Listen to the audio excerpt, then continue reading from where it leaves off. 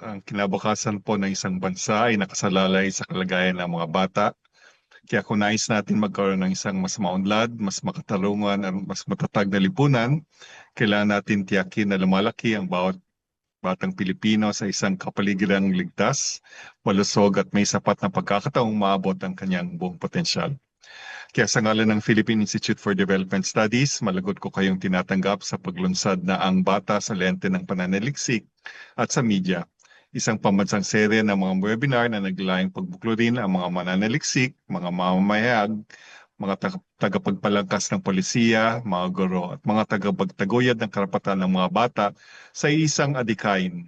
Ang higit na pagsulong sa mga karapatan at kapakanan ng mga batang Pilipino sa pamamagitan ng pananaliksik na nakabatay sa ebidensya at responsableng komunikasyon.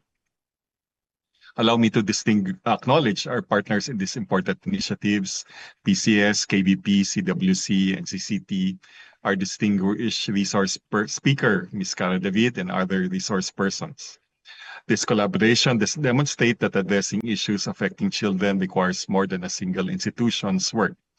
It requires research that generates evidence, media that communicates responsibly, and policies that translate knowledge into meaningful action. Malaki na ang pinagbago ng mundong ginagalawan ng mga kabataan ngayon kung ikukumpara natin sa mga nakarang henerasyon. Lumalaki ang mga bata ngayon sa isang mundong nakapakabilis ng pagbabago. Isang mundong hinuhubog ng social media, artificial intelligence, mga digital platforms, at halos walang hintong pagdaloy ng impormasyon.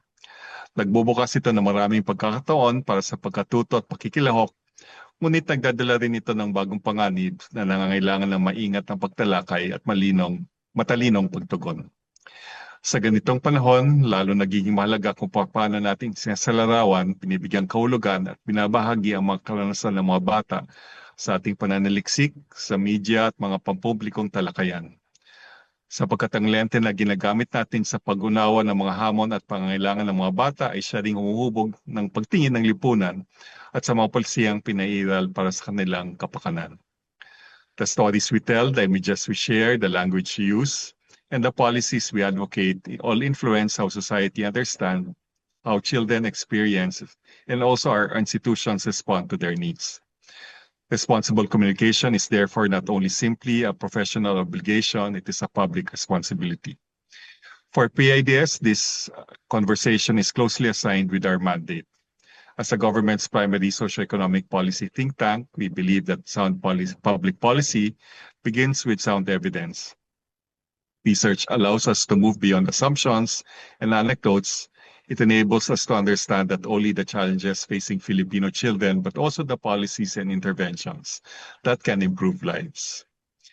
This afternoon, our own Dr. Valerie Gilbert Ulep, PIDS Senior Research Fellow, will present findings from the longitudinal cohort study of the Filipino child, one of the country's most important sources of evidence on children's development and well-being.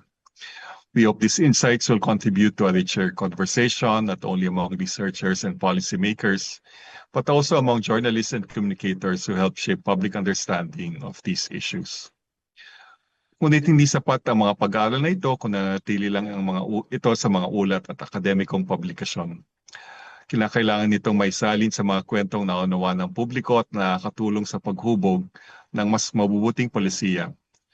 Evidence creates its greatest impact when it informs decisions, influences public discourse, and reaches communities in ways that are accurate, ethical, and accessible. This is where partnerships such as this become indispensable.